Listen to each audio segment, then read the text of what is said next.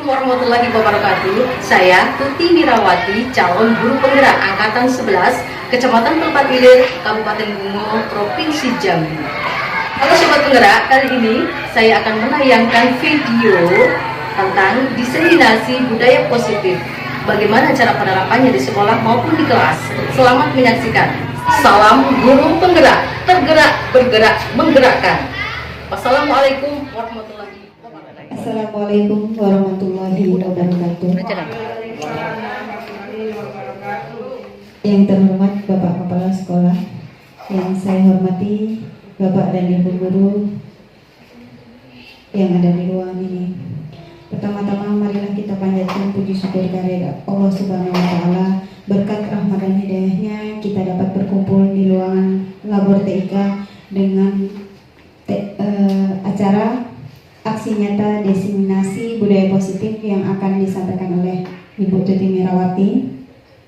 Tak lupa salawat serta salam marilah kita sanjungkan kepada junjungan Nabi besar Muhammad SAW yang akan kita nantikan syafaatnya di yaumil akhir nanti. Baiklah, saya sebagai pembawa acara akan menyampaikan susunan acara. Yang pertama yaitu pembukaan. Marilah kita buka dengan membaca basmalah bersama-sama. Acara selanjutnya yaitu sambutan kepala sekolah kepada Bapak Sigit Kadarisman SPDGR. Kami persilahkan.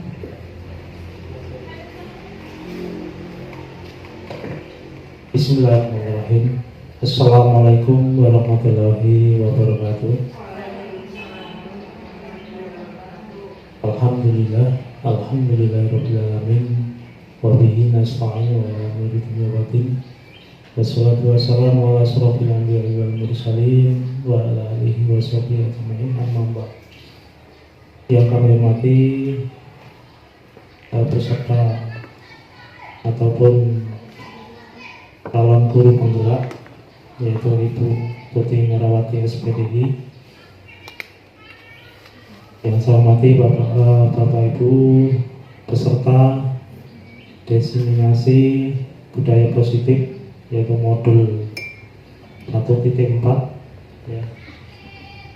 Pertama dan paling utama, marilah kita memanjatkan puja dan puji syukur kita kehadirat Allah Subhanahu wa taala yang telah melimpahkan rahmat, taufik serta hidayah kepada kita semua, sehingga kita dapat bersama-sama di ruangan ini ya, yang dalam rangka tadi sudah disampaikan, yaitu aksi nyata diseminasi budaya positif calon guru penggerak angkatan 11 SMP Negeri 6 Pelupat Ilir Kabupaten Bungo, yang dalam hal ini diikuti oleh Ibu Tuti Mirawati.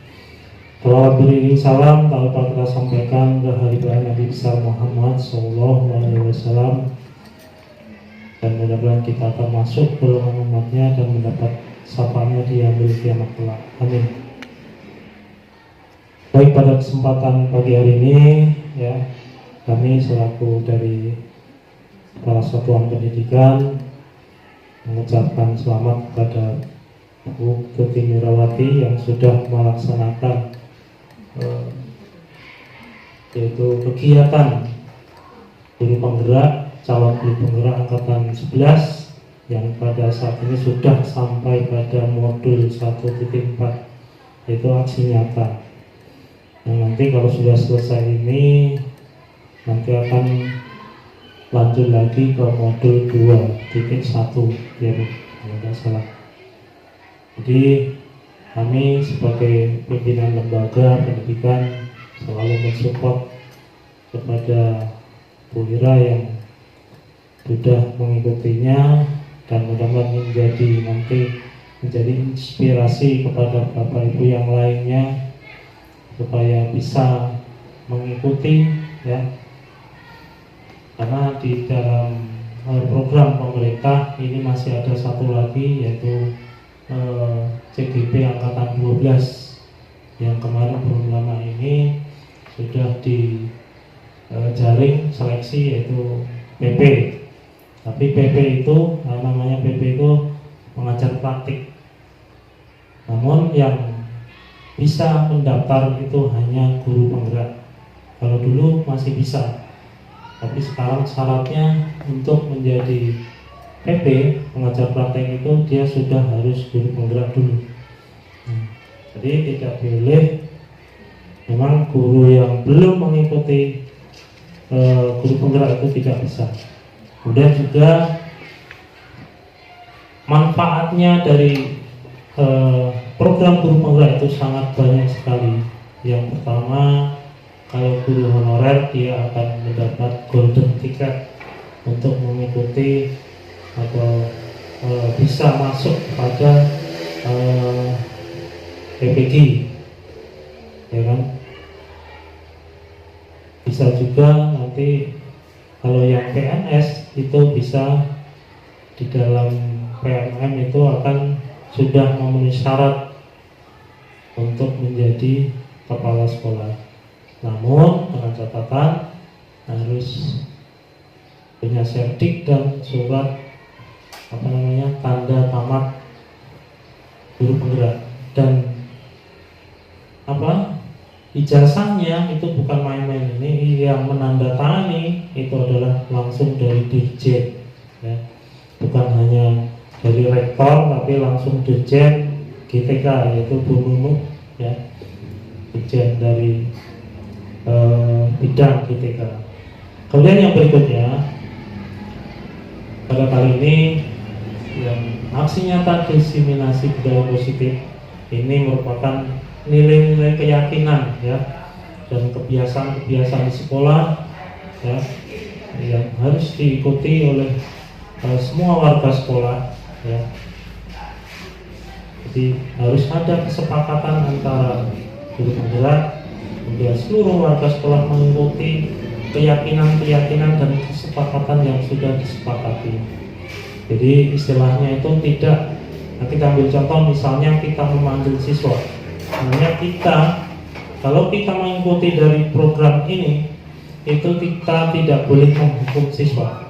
Kita hanya menerapkan segitiga restitusi, ya. Kemudian contoh lagi, penerapan kesepakatan kelas ataupun keyakinan kelas. Jadi kesepakatan yang dibuat oleh guru mata pelajaran ataupun wali kelas itu betul-betul diyakini bahwa yang disepakati itu sudah diyakini benar dan diyakini akan betul-betul dilaksanakan. Jadi bukan hanya kesepakatan saja, ya. Jadi itu bedanya. Kalau kita nanti akan disampaikan oleh beliau, ya. Jadi bukan hanya kesepakatan saja tapi diyakini. Nah, jadi contohnya adalah seperti segitiga restitusi, kemudian kesepakatan kelas, ya kan? Nah, itu harus betul-betul dilaksanakan oleh seluruh warga sekolah. Kalau hanya kita satu orang melaksanakannya tapi yang lain tidak, itu percuma. Ya. Harus semuanya berkolaborasi satu dengan yang lain dan seluruh warga sekolah itu melaksanakannya, ya. Jadi pada kesempatan ini kami atas nama kepala sekolah mengucapkan Bismillahirrahmanirrahim. Acara aksi nyata diseminasi budaya positif CGP Angkatan 11 resmi kami menyatakan dibuka dan kami tutup. Kurang lebih saya mohon maaf.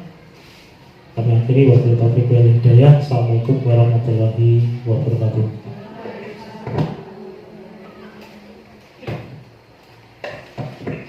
Saya ucapkan terima kasih kepada Bapak Kepala Sekolah yang sudah menyampaikan sambutannya. Acara berikutnya yaitu acara inti yang akan disampaikan oleh calon guru penggerak Angkatan 11 kepada Ibu Tuti Mirawati. Kami persilahkan.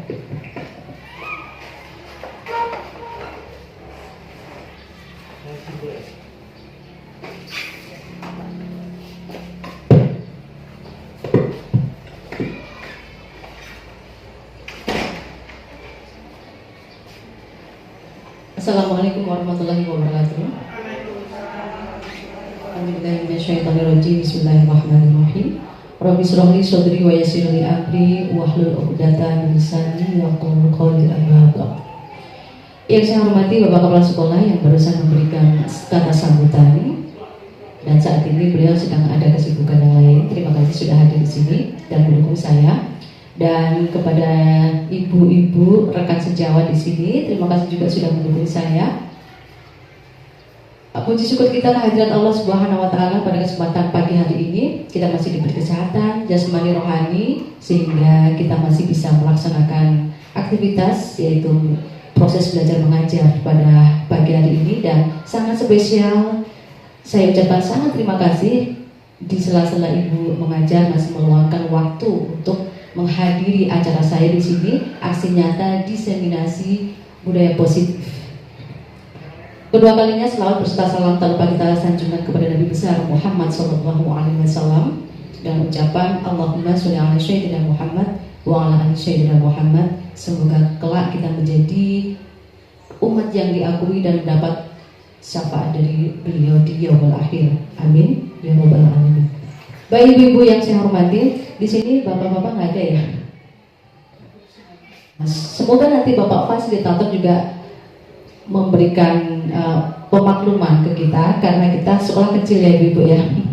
Yang diinginkan sesuai dengan modul itu seharusnya 10 atau 11 orang guru atau tenaga pengajar di sini yang ikut hadir dalam diseminasi ini, tapi ternyata ya kita sekolahnya kecil, jadi ya sekali lagi mohon maaf gitu Bu ya. Mudah-mudahan tidak mengurangi saya dan tujuan saya di sini untuk aksi nyata diseminasi. Sebelumnya saya pengen tanya untuk Ibu, tapi sebelum bertanya alangkah bagusnya biar tidak terlalu ini Bu ya, apa istilahnya nggak terlalu strike, kita pelenturan dulu. Boleh Ibu berdiri dulu. Biar kita fresh di sini. Hadapan Bu. Jadi Bu Ika ke sana dulu. Jadi pas ini ya. Nah, saling ketemu. Dah. Karena di sini Bu, budaya positif yang ada di pikiran kita tuh positif aja. Jadi sebelum memulai itu positif. Sekarang ibu-ibu tatap temennya Bu ya. Berikan satu kata masing-masing itu yang bernadakan positif. Voice gitu ya. Kita menatap wajahnya voice. Jadi kalau seandainya Bu Wahyu nanti menatap dengan Bu Lira, kira-kira satu kata yang positif terdapat pada wajahnya itu apa yang menggambarkan positif, ternyata aura positif, maksudnya begitu. Ayo go, mulai Bu Wahyu. Ayo sebutkan satu kata yang ibu kan menatap Bu Lira, wajahnya bagaimana yang menimbulkan aura positif apa? Oh so cute, bisa jadi ya gitu loh, itu kan positif. Jangan dibilang oh pesek, nggak boleh. Ini yang positif Bu ya, yang positif. Oke, mulai dari Bu Wahyu dan Bu Lira. Enggak, satu-satu. Siapa dulu gitu? Yang penilaian kita kan Iya, silakan Bu Lira menatap Bu Wahyu. Satu kata apa yang ada? Tergambar di wajahnya. Gimana? Baik, wajahnya baik. Wajahnya baik ya. wajahnya manis, cantik. Oke, terima kasih. Ayo Bu Ina dengan Bu Rizka. Tatap wajahnya dulu. Tatap wajahnya. Iya. Oke. Ceria. Oh, ceria sih. Smart. Oke, terima kasih. Ya, silakan Bu Eli dengan Bu Ika. So sweet. So sweet. Ya, satu lagi. Oh, terima kasih, tepuk tangan ibu-ibu. Nah, di sini udah tersenyum ya. Itu artinya kita sudah memberikan aura positif. Karena ibu-ibu sudah tertawa dan tersenyum mengagumi seseorang, itu merupakan sebuah hal yang positif ibu-ibu. Oke, langsung saja Bu ya, kita masuk ke budaya positif itu sebenarnya apa? Ada yang tahu ibu-ibu kira-kira budaya positif satu aja? Saya minta tolong, siapa yang bisa Bu? Budaya positif. Salah satu contohnya apa? Ibu, budaya positif yang sudah kita terapkan di sekolah. Antar guru atau antar Masa Bu? Enggak hidup ya? Ya Bu Eli, silakan Bu, monggo. Yang diketahui, oke, yang diketahui tentang budaya positif. Mungkin Ibu tahu budaya positif artinya ini aja juga nggak apa-apa. Artinya apa menurut Ibu gitu? Ya, baik, terima kasih Bu Ira.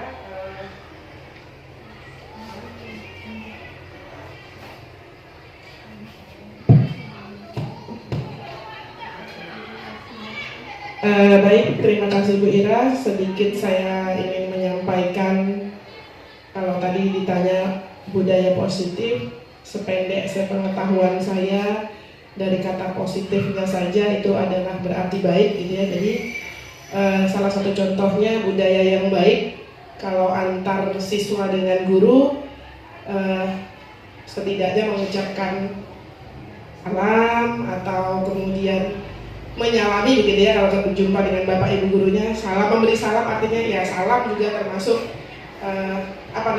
menyalami gitu ya. Itu salah satunya Bu. Demikian, terima kasih. Ya, baik, terima kasih. Baik, terima kasih Bu Eli. Kita kasih aplaus ibu-ibu ya, semangat. Oke.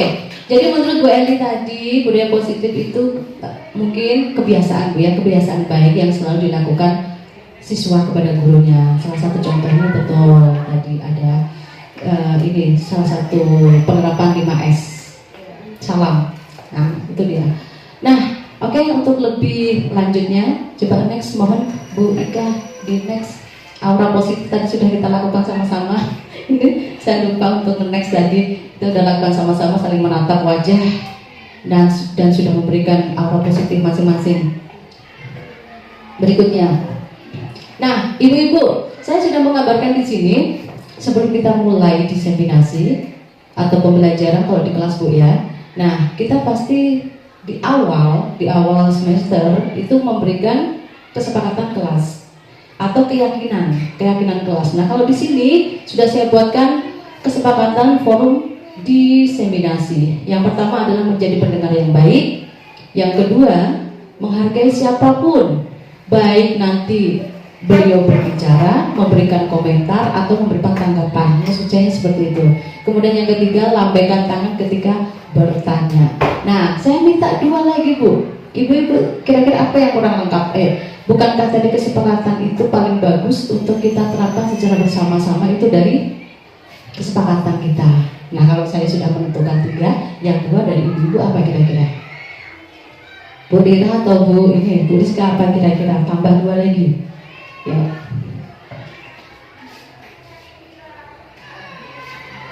Bu Ika juga tambahkan. Ibu wali kelas yang kemarin sudah memberikan kesepakatan kelas kita terapkan di sini. Nggak apa-apa, anggaplah kita di sini ya sama-sama pembelajaran dalam forum. Bedanya hanya di forum. Apa? Ayo Bu.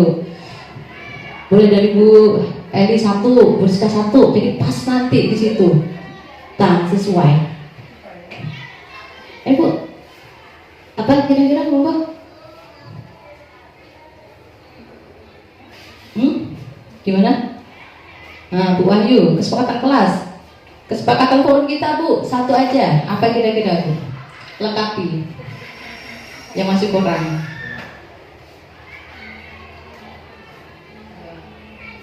Ini sudah saya sebutkan, sudah saya buat itu contoh 3, berarti kurang 2 lagi. Kan kesepakatan kita buat bareng-bareng Bu, hanya saya. Nah, yuk. Apa? Bu Rizka? Mungkin menggunakan bahasa yang baik dan benar. Satu lagi Bu. Apa ya? Ayo Bu. Biar sepakat, makanya kita bareng-bareng membuatnya. Di sini apa di kelasnya? Bisa diterapkan juga di sini. Di kelas bisa terapkan. Kalau misalnya di kelas bisa juga tertib mengikuti pembelajaran sesuai jamnya kalau di kelas. Kalau di sini apa ya? Tetap mengikuti forum. Ya oke, boleh tertib mengikuti forum seperti itu. Terima kasih Bu. Baik, terima kasih Ibu sudah melengkapi. Tadi ada tambahan lagi menggunakan bahasa yang baik dan benar. Kemudian satu lagi, tertib mengikuti forum diseminasi. Terima kasih, itu artinya kita sudah sepakat Bu ya, deal ya. Baik, next.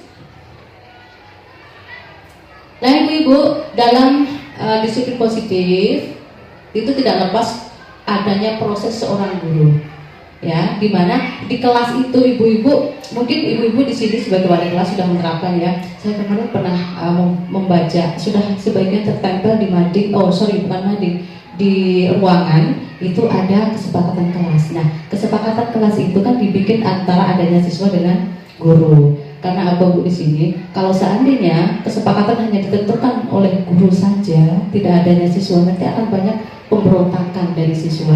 Dan siswa itu nggak ada semangat intrinsiknya dari dalam. Karena apa? Dia tidak ikut membuatnya. Jadi merasa terpaksa mengikuti aturan kelas. Karena tadi dia nggak ikut membuatnya di dalam itu. Nah makanya kadang-kadang timbullah sifat anak memberontak, timbullah sifat anak yang memang dia kurang adaptif begitu, karena dia merasa ini kan nggak keputusanku, ngapain harus seperti ini seperti itu. Nah tujuannya seperti itu ya, mencapai sebuah kesepakatan. Dalam proses pembelajaran, seorang guru hendaknya mampu mewujudkan budaya positif di sekolah melalui konsep berikut. Nah ini nanti akan kita bahas Bu ya. Ada disiplin positif, kemudian motivasi perilaku manusia yang mendasari manusia itu melakukan suatu kegiatan itu apa, baik itu kegiatan positif maupun negatif, pasti punya alasan tersendiri maksudnya Bu. Berikutnya posisi kontrol restitusi. Nah posisi kontrol restitusi ini nanti akan memberikan pengetahuan kita bagaimana menangani anak yang seringkali membuat ulah atau kasus di kelas. Kemudian keyakinan kelas atau keyakinan sekolah. Nah, di sini juga termasuk dengan adanya keyakinan kelas itu, makanya untuk meminimalisir pelanggaran-pelanggaran siswa di kelas. Kemudian segitiga restitusi, sama juga posisinya nanti kita ada bagian-bagian tertentu bagaimana cara untuk menghandle sebuah permasalahan atau kasus siswa. Nah, kita sudah memasuki profil pelajar Pancasila Ibu-ibu ya. Kemarin sekiranya ibu-ibu sudah pernah menyampaikan kepada ini siswa-siswinya tentang ini ya, 6 poin pelajar profil pelajar Pancasila. Nah di antaranya sama-sama kita tahu ada beriman dan bertakwa kepada Tuhan dan berakhlak mulia, kemudian berkebinekaan global, mandiri, bergotong royong, bernalar, kritis dan kreatif. Nah jadi budaya positif ini nanti kebijakannya ada di sini Bu ya, bercerminkan dengan profil pelajar Pancasila. Nah jadi kalau membuat budaya positif yang nantinya disepakati atau kesepakatan kelas itu mencerminkan tentang profil pelajar Pancasila. Ini sebuah contoh Bu, ini sudah saya desain sendiri di sini dan merupakan keyakinan kelasku. Apakah kira-kira ibu-ibu belum ini menerapkan di kelasnya dengan siswa? Sudah Bu? Sudah semua berarti ya wali kelas? Alhamdulillah sudah terpasang. Kalau sudah terpasang semua itu artinya sudah begitu memahami. Nah, jadi yang jadi patokan di sini Bu dalam keyakinan kelas, membuat keyakinan kelas itu dilarang. Satu, membuat anak itu merasa terancam dengan kalimat tidak diperbolehkan, dilarang. Nah, itu Bu ya. Jadi kalimat-kalimat negatif itu sebenarnya kalimat yang bukan positif. Kalau ada kata-kata dilarang, tidak diperbolehkan, nah itu bisa diganti dengan kalimat yang positif saja. Misalkan kita selama ini melihat siswi ya Bu ya, melihat siswi itu sedang membawa kaca kan. Kalau secara spontan mungkin ada kata-kata dilarang berkaca di saat jam pelajaran kan begitu, ya enggak? Nah, gimana cara membuat kalimat positifnya? Ada yang sudah ini Bu, punya inisiatif enggak? Tadi kan dilarang berkaca, bercermin di saat jam pelajaran sedang berlangsung. Jadi membuat kata positifnya mungkin Ibu ada ide untuk meninggalkan kata-kata dilarang atau jangan dengan contoh tadi. Tidak, misalnya menggunakan kata tidak. Tidak juga sama. Sama. Kira-kira bagaimana Bu? Ayo. Ya gimana Bu? Rizka.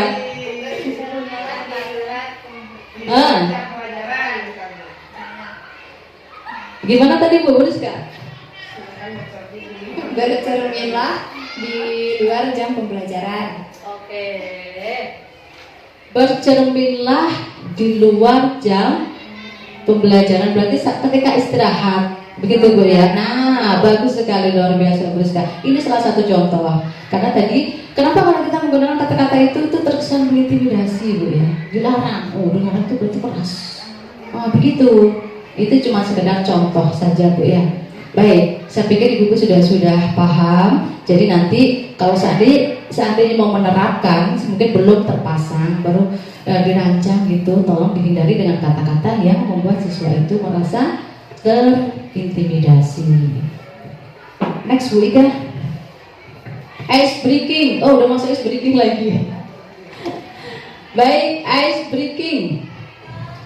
Ada ide nggak Bu kira-kira ice breakingnya apa? Bu Ika, kesana dulu. Personel kita lumayan.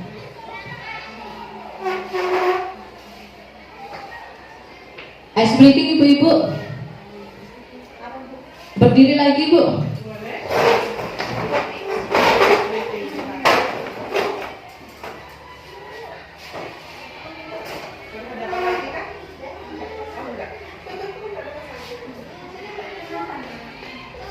Pasangannya sedikit. Nah, ice breakingnya kita nggak usah ini tatap wajah saya aja Bu ke depan, karena kita pasangannya nggak komplit gitu ya. Ini tanggal berapa Ibu Bu? 26. Itu artinya kita ada di tanggal tua ya. Sudah tergambar di benak kita nggak di tanggal tua itu biasanya? Rekening, ya nggak?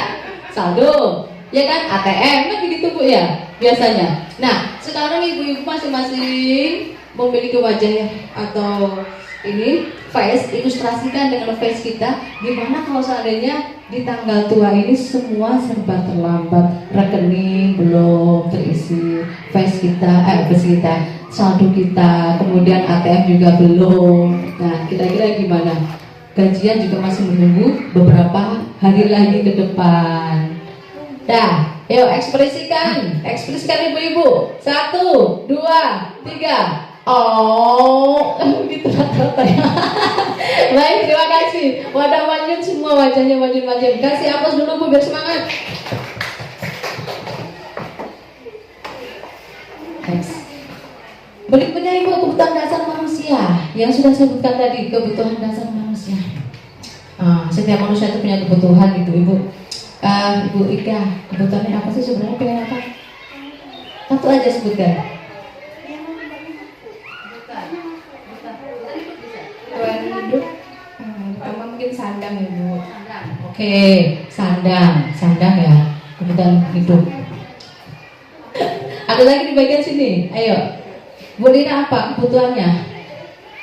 Pengen apa? Itu kok pengen itu sebenarnya kebutuhan gitu, pengen gitu loh, pengen apa? Makan. Oke, makan. Ya betul, makan. Jadi itu salah satu kebutuhan manusia yang tidak bisa dihindari Bu ya. Nah, salah satu di sini adalah bertahan hidup, sama persis yang disebutkan Bu Lira tadi, makan ya, kan untuk bertahan hidup. Bertahan, kalau nggak makan kita nggak hidup, kan begitu. Nah, terus Bu Ika tadi bilang sandang ya. Kalau kita memakai baju sesuai dengan keinginan kita, perasaan kita gimana? Happy, seneng gitu kan, apalagi sesuai dengan model tren. Nah, itu salah satunya. Happy, seneng itu adalah kebutuhan kita, kebutuhan dasar manusia yang tidak bisa dielakkan Bu ya. Nah, ini ada kasih sayang, kita pengen disayang di rumah, anak kita pengen disayang oleh ibunya, kita sendiri pengen disayang suami, begitu juga sebaliknya. Terus rasa diterima. Kalau kita dikucilkan gimana rasanya Bu? Sedih kan? Jadi pengennya kita diterima dalam lingkungan itu kan. Nah, itu kebutuhan manusia juga. Penguasaan.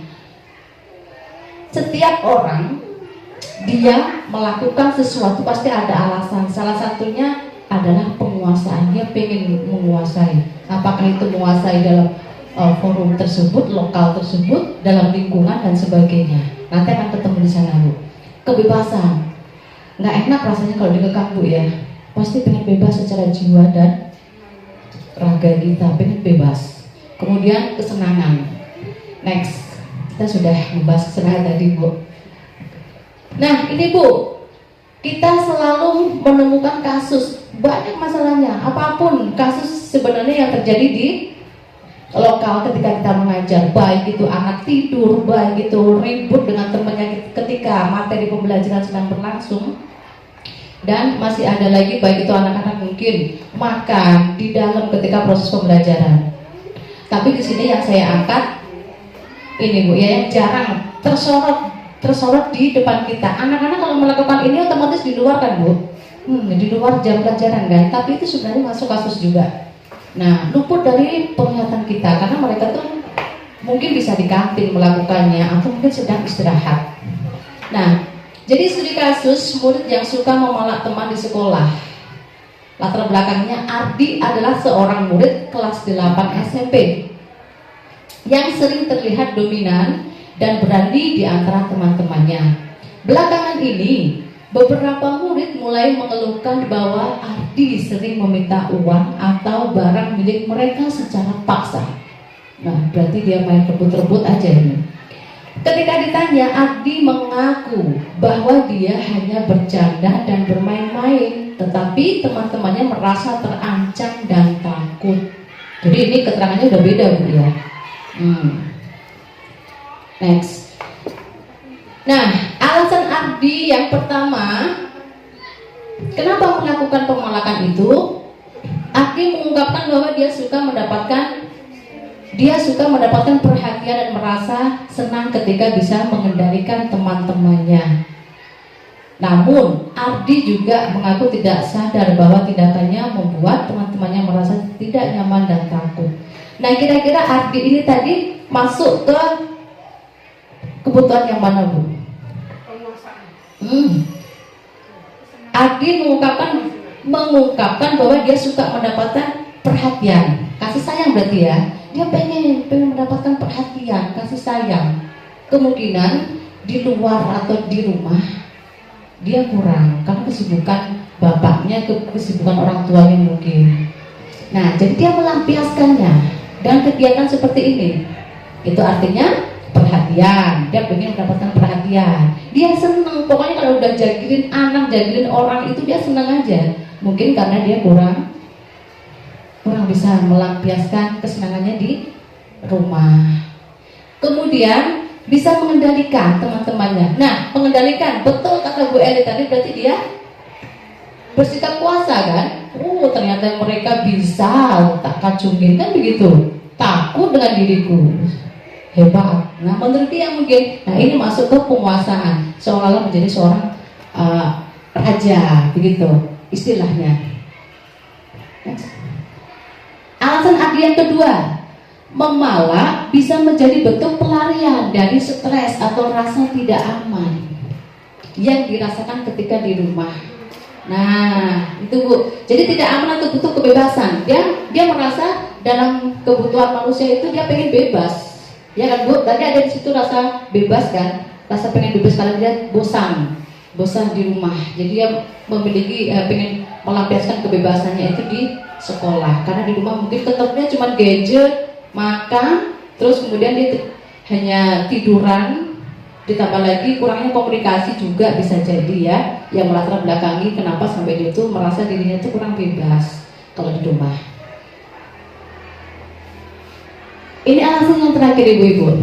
Dengan memalak dia merasa tercukupi akan kebutuhan saku uang jajan karena dipengaruhi oleh teman-temannya atau ingin diterima dalam kelompok tertentu yang mempraktikkan perilaku tersebut. Nah ini ibu ya, kadang-kadang kalau anak-anak kita di sekolah ini yang suka ngegeng-ngegeng gitu Bu ya, kan tidak semuanya positif ya. Nah jadi Ardi ini salah satu teman yang menerapkan hal tersebut. Satu geng, dia memiliki geng, biar dia itu merasa diterima oleh temannya, karena satu geng itu juga hobinya malah. Kalau dia sendiri nanti otomatis dia dikucilkan. Nah itu tadi. Jadi ingin diterima, rasa ingin diterima dalam komunitasnya tersebut. Oke Bu Ibu, tadi ada sebuah kasus yang mudah-mudahan kita nanti apabila ketemu dengan anak tersebut tahu bagaimana cara untuk menanganinya. Bukan berarti menangani apa ya, kasar, bukan istilahnya di sini tuh menyelesaikan sebuah kasus tersebut. Nah, di sini ada 5 posisi kontrol restitusi yang seharusnya kita terapkan apabila kita menjumpai murid atau anak-anak nanti ketika berkasus, Ibu-ibu. Yang pertama, guru sebagai penghukum. Kita sebenarnya juga berevaluasi Bu ya. Itu tadi, kalau ketemu Ardil di depan mata kita, pas dia beraksi lagi malah, kasih sini duitmu, kasih sini, dia mau bayar tapi kasih sini duitmu, secara paksa, secara tidak langsung kita menatapnya. Kira-kira Ibu mau ngelakuin apa coba di depan mata kita loh? Tapi Ardi nggak tahu kalau ada kita ngeliatnya dari jauh begini. Wih Ardi minta paksa duit temennya itu 10.000 buat jajan. Akhirnya dia ketakutan yang dimintain karena Ardi ini dengan wajah garang gitu. Ada yang pengen berkomentar Ibu-ibu pertama kali melihat seperti itu bagaimana? Ayo Bu Dira, Bu Ayu, Bu Rizka. Ini refleks aja Bu. Refleks. Apa pertama kali akan Ibu lakukan? Masa kita cuma diem aja? Terus nak gitu enggak? Enggak kan? Ya, pertama kali yang terlintas dalam benak Ibu. Gimana Bu? Berteriak memanggil Ardi Bu. Pas kita melihat Ardi sedang memarah, langsung dipanggil Ardinya.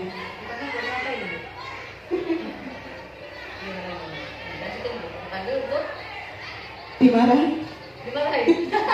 Masih dimarahin. Oke, Ibu ada yang lain mau menambahkan Bu lain ketika ketemu pertama kali? Baik, kalau saya biasanya gini Bu ya.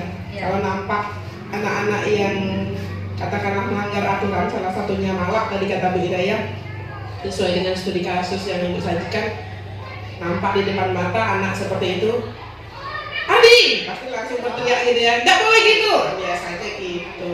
Kita panggil, kemudian kita panggil setelah itu, pasti anak dekat mendekat, itu sudah saja Bu Ira. Baik, terima kasih Bu Ibu, komentar yang luar biasa.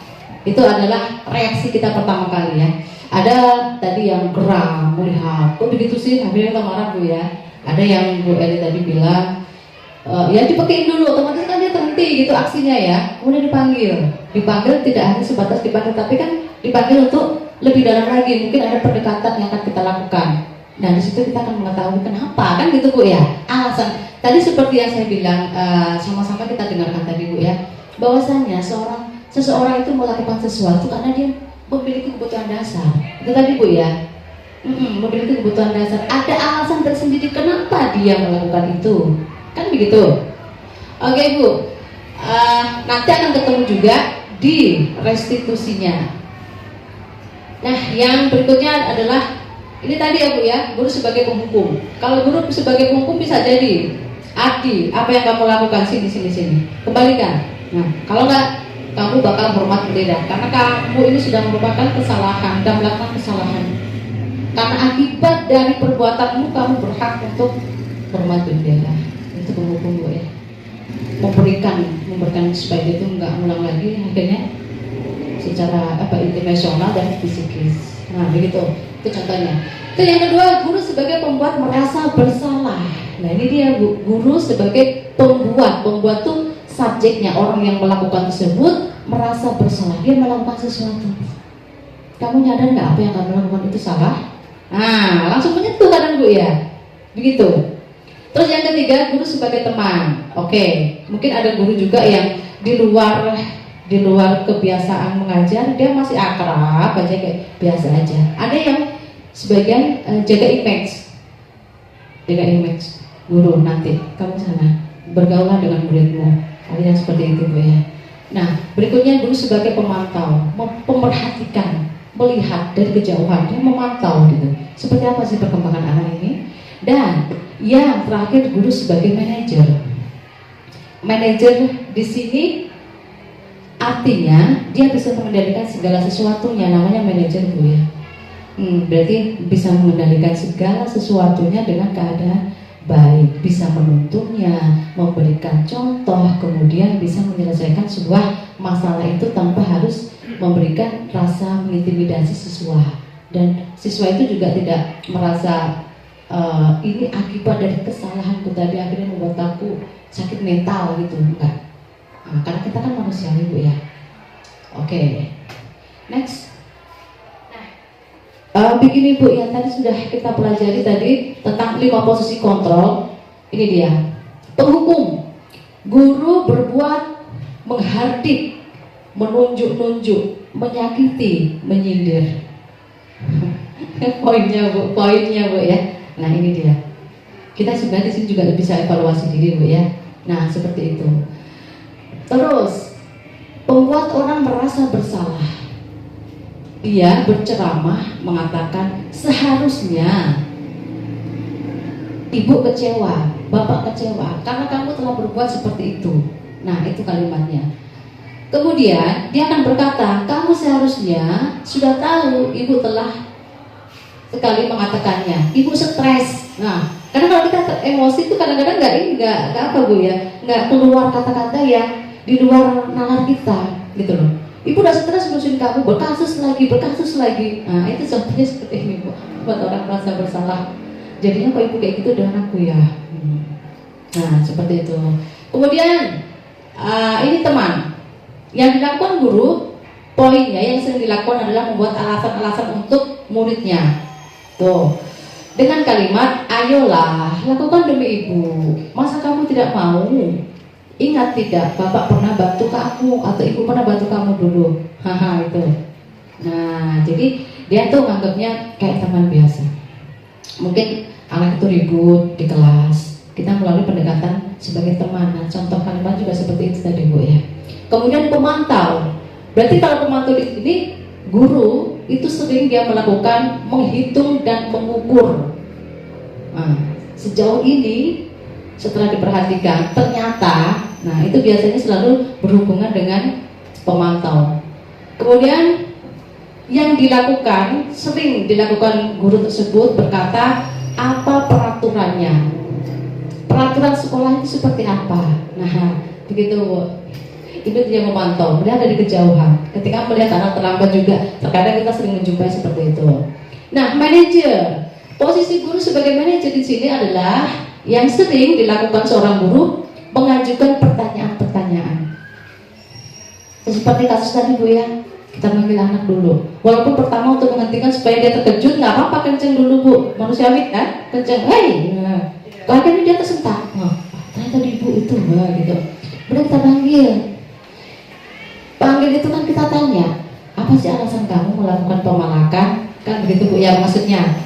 Oke, terus berikutnya apa yang kita yakini, apa yang bisa kamu kerjakan untuk memperbaiki masalah ini. Berarti anak ini mencari solusi Bu, dari permasalahan yang dia ciptakan. Kalau kita kan sekedar menuntunnya. Setelah kita tanya tadi, apakah kamu sadar bahwasanya apa yang kamu lakukan itu adalah perbuatan tidak baik? Otomatis dia menjawab pasti tidak, gitu Bu ya. Nah, dengan kelakuan tadi yang tidak merugikan seseorang, kira-kira langkah apa supaya kamu bisa merubah sikap? Nah, kata-kata seperti itu Bu yang nanti akan membuat dia menemukan solusi sendiri. Baik, itu salah satu contohnya aja Bu ya. Salah satu contoh. Berarti kita rata-rata di sini Bu, sebenarnya yang sangat dianjurkan guru tuh posisi kontrolnya di mana Bu? Manajer, ya manajer. Karena manajer tadi benar-benar dia tuh mengemban dari segala permasalahan yang ada. Maksudnya untuk memberikan solusi yang baik. Next Bu Ika. Nah ini Bu, segitiga restitusi. Jadi ketika kita menghadapi kasus anak tadi, sebaiknya seorang guru itu menerapkan tahapan segitiga restitusi. Yang pertama di sini menstabilkan identitas. Menstabilkan identitas, yang kita ajak dulu anak itu berbicara, menanyakan kenapa, mengapa kamu melakukan itu, menstabilkan ya. santai. Kadang-kadang kita perlu juga ini anjurannya Bu ya. Kasih dia yang saya dapatkan dari modul ini, merangkulnya dulu supaya anak tidak stres. Kamu tahu tidak kenapa ibu memanggil kamu ke sini? Otomatis jawaban dia ada sebagian tahu, ada sebagian tidak. Kalau baru saja berkasus dipanggil otomatis tahu Bu ya. Tapi kalau nggak dipanggil, mungkin kasusnya sudah kemarin gitu, mungkin dia akan bilang nggak tahu Bu. Begitu. Jadi distabilkan dulu, menstabilkan identitasnya. Nah, setelah ditanya baik-baik alasan kenapa melakukan itu tadi, setelah dia ngomong, baru ke tahap berikutnya, validasi tindakan yang salah. Maksudnya validasi tindakan yang salah di sini membuat anak itu untuk mengakui bahwasanya dia memang bersalah. Nah, bersalah, kemudian dari kesalahan itu dia akan menciptakan sebuah proses perbaikan yang dia ciptakan sendiri. Dia yang melakukan salah, dia juga nantinya yang akan menemukan solusi. Berikutnya menanyakan keyakinan. Menanyakan keyakinan di sini keyakinan yang sudah disepakati dalam pembuatan kesepakatan kelas di kelas Bu ya. Mungkin kalau kasus Ardi tadi, kira-kira kasus Ardi ini dalam keyakinan kelas dia termasuk kesepakatan yang mana Bu? Kalimat seperti apa? Ayo, ibu-ibu yang sudah membuat kesepakatan kelas. Ardi tadi tindakan sedikit agak jahil temannya ya, taruhlah dia jahil. Jadi kata-kata yang sudah diterapkan di lokal. Misalkan ibu sudah memakai keyakinan kelas, apa Bu? Dia suka malak loh Bu di luar sana. Kita ingatkan, Abi kamu ingat dengan keyakinan kelas yang kita buat bersama? Tanyakan ke dia, pasti akan berpikir. Ya Bu, misalkan gitu. Coba sebutkan apa kira-kira. Bertanggung jawab dan bersikap jujur. Ya kan Bu? Jadi kalau dia malak itu tanggung jawabnya ada nggak Bu? Tanggung jawab apa Bu malak itu? Yang ada kan bohongin aja Bu ya, mengintimidasi aja. Dia nggak jujur, ketemu nggak jujurnya di mana Bu kira-kira? Jadi perbuatan malak itu loh, Ayah Bu Ika, di mana? Dia malak, ngambil, merebut, nggak jujurnya di mana?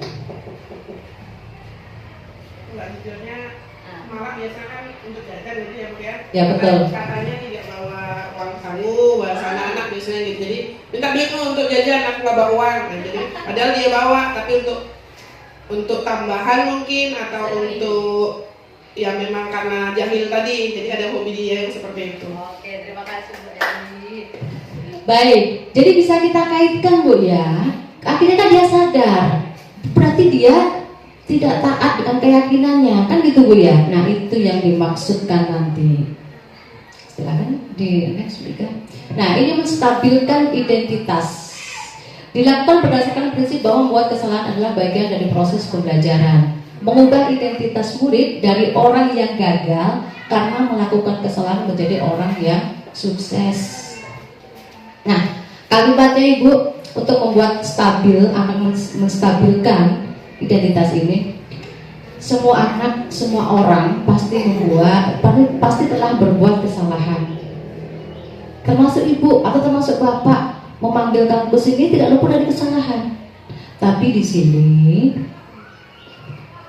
tidak menghukum, tidak memarahi kamu, hanya mengarahkan supaya kamu ke depannya tidak mengulang kembali.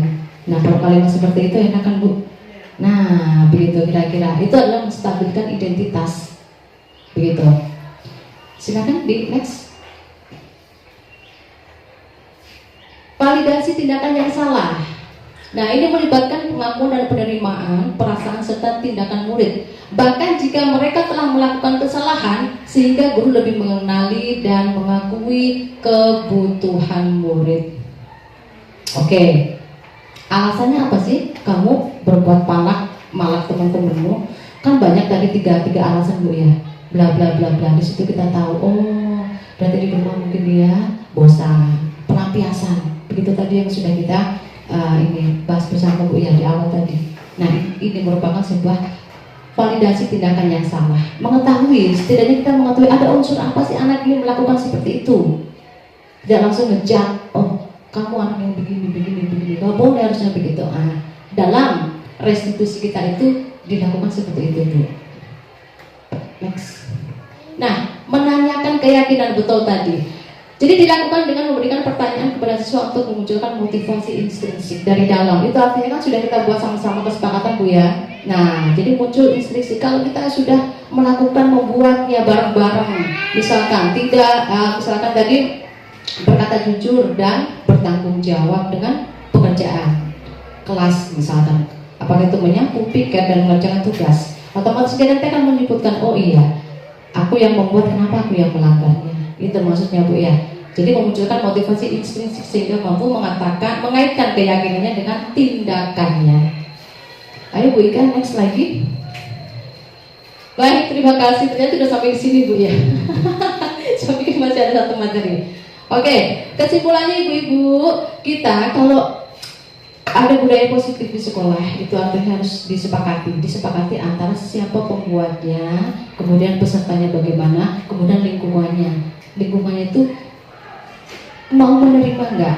Nah, andai kata lingkungannya tidak menerima, oke lah kita kumpulkan membuat kesepakatan sekolah. Pertama, kesepakatan sekolah itu artinya disepakati oleh unsur yang ada di sekolah, Bu ya. Tidak hanya murid, mungkin gurunya. Dan terakhir mungkin murid atau mungkin unsur yang semua dari TU dan segala macam yang ada di sekolah ini. Nah, kalau di kelas berarti kita fokus kepada murid. Baiknya memang kita membuat kesepakatan secara bersama, duduk bareng, kita menanyakan, ayo, nah apa sih kira-kira nantinya yang kalian oke kita terapkan, kalian juga yang membuat, kalian juga nanti yang akan melakukannya. Kalaupun pelanggar juga ada konsekuensinya dari tindakan yang kamu perbuat tadi. Nah, jadi prosesnya seperti itu, Bu ya. Oke, Ibu-ibu, sampai di sini bisa jadi ada yang pengen kita bahas bareng, Bu. Saya tidak mengaku diri saya itu lebih tinggi, tidak. Kita sama-sama sharing aja, Bu. Baik, Ibu-ibu, sekarang kita sudah masuk sisi ini, Bu ya, tanya jawab. Oke, di sesi tanya jawab atau paling tidak kita sharing, Ibu-ibu. Sekiranya mungkin sudah mengalami kasus, sudah mengetahui siswa berkasus ini itu, tapi penerapan dalam penanganannya mungkin belum tepat, gitu Bu ya. Boleh kita sharing di sini. Tidak harus bertanya, tapi kita sharing, Bu. Silakan, Bu Eli. Oke. Baik, terima kasih Bu Ira. Sebelumnya saya ingin sedikit menggambarkan alur yang ingin saya bicarakan terkait kesepakatan kelas yang ada di kelas saya, yaitu 9A.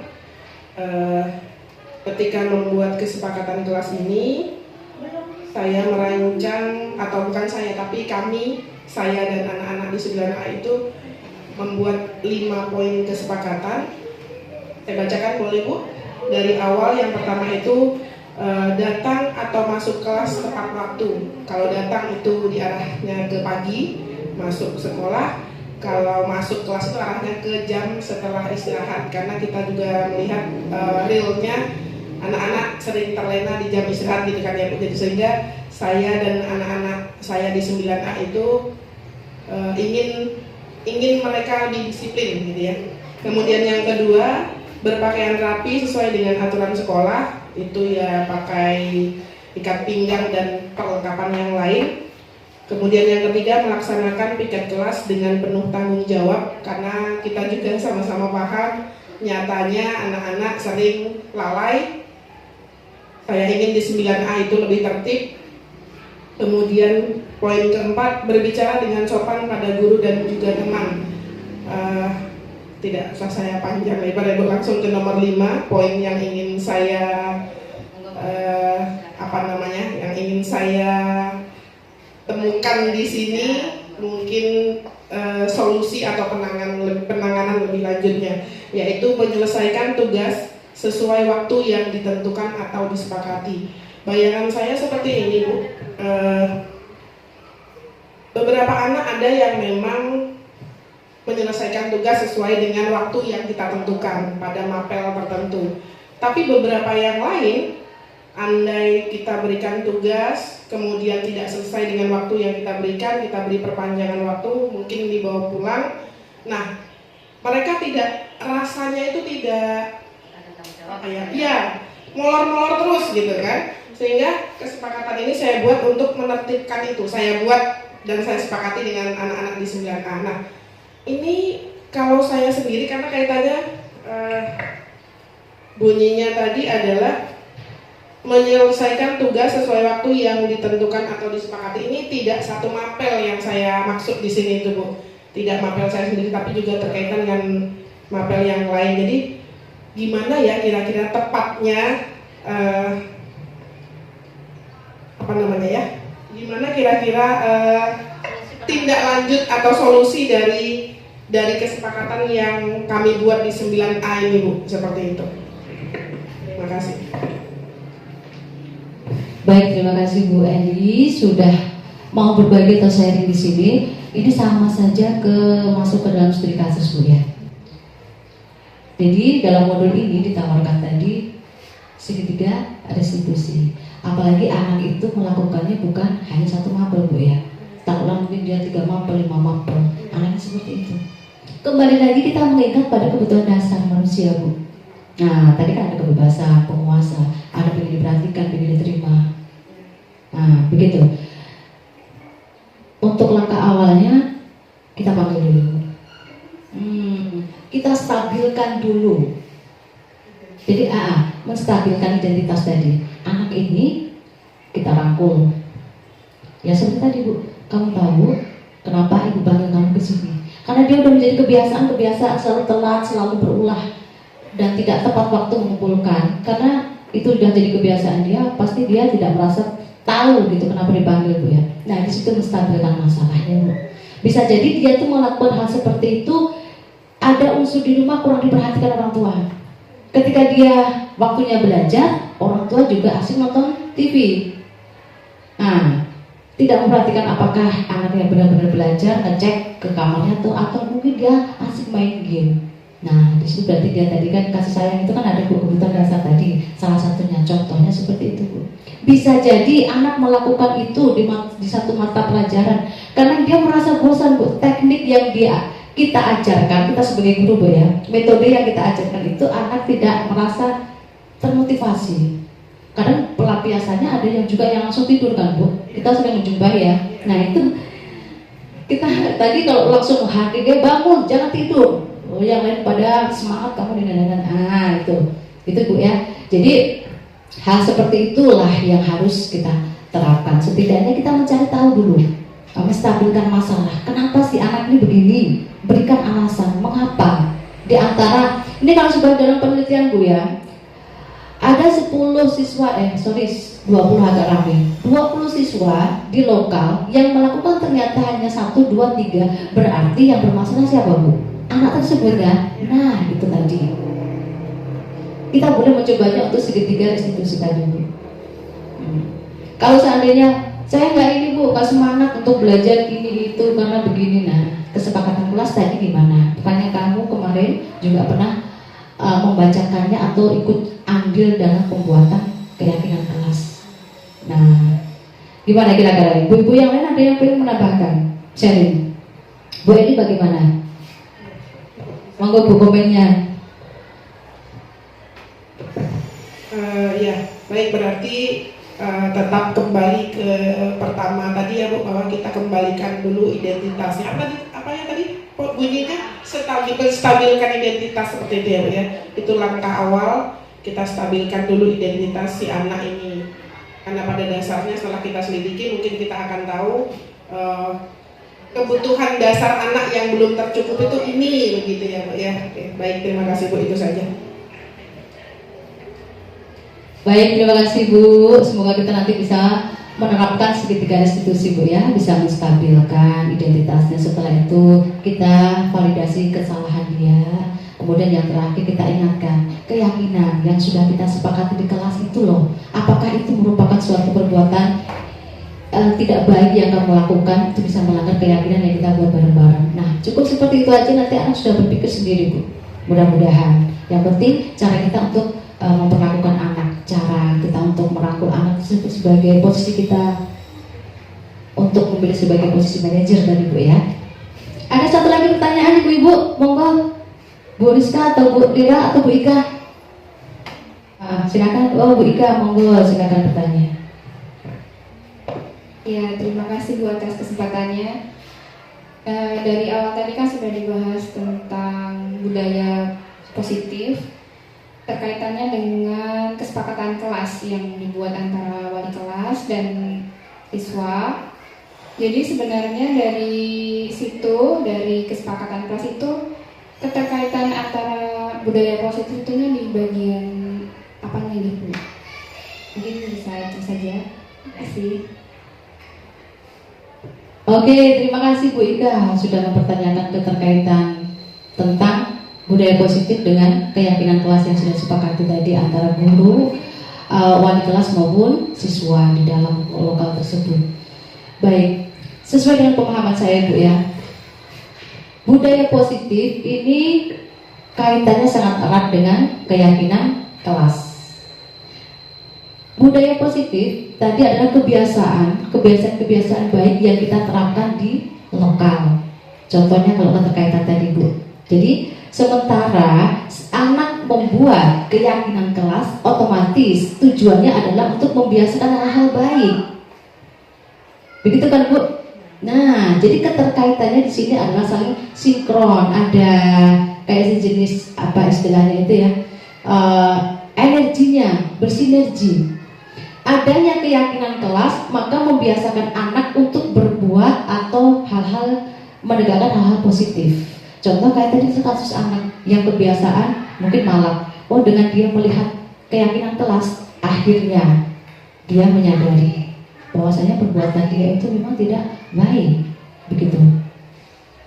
Dan tadi juga pernah kita lihat bareng-bareng bahwasanya mungkin anak suka usil atau suka telat mengerjakan tugas seperti kasus Bu Eli tadi ya, melihat siswa yang berkasus demikian tidak tepat waktu. Padahal di situ sejenak kita ingatkan keyakinan kelas ini dengan anak menyadari, oh iya ini kesepakatan kelas yang sudah dibikin bareng-bareng, itu artinya aku harus bisa merubah sikap untuk bisa merubah ke arah yang positif. Jadi dari kegagalan tersebut berproses akhirnya menjadi orang yang sukses. Intinya seperti itu Bu ya. Baik. Terima kasih Ibu-ibu. Cukup karena kita juga ada keterbatasan di sini, keterbatasan waktu. Jadi terima kasih Ibu-ibu sudah pada ini Bu ya, bisa menerima Bu ya. Mudah-mudahan kita bisa sukses untuk mendidik anak, mencerdaskan anak bangsa, dan bisa menerapkan segitiga restitusi dalam semua kasus yang dihadapi oleh siswa. Oke Ibu-ibu, terima kasih atas waktu dan kesempatannya sudah mau membantu saya bergabung di sini dan mengikuti diseminasi. Mudah-mudahan apa yang saya berikan berbagi dengan Ibu ini membawa sedikit pencerahan tersendiri Bu ya. Terima kasih. Sekian dari saya. Wassalamualaikum warahmatullahi wabarakatuh. Waalaikumsalam warahmatullahi wabarakatuh. Terima kasih kepada Ibu Tuti Mirawati yang sudah menyampaikan aksi nyatanya. Semoga kita semua bisa mengambil positifnya dari diseminasi budaya positif.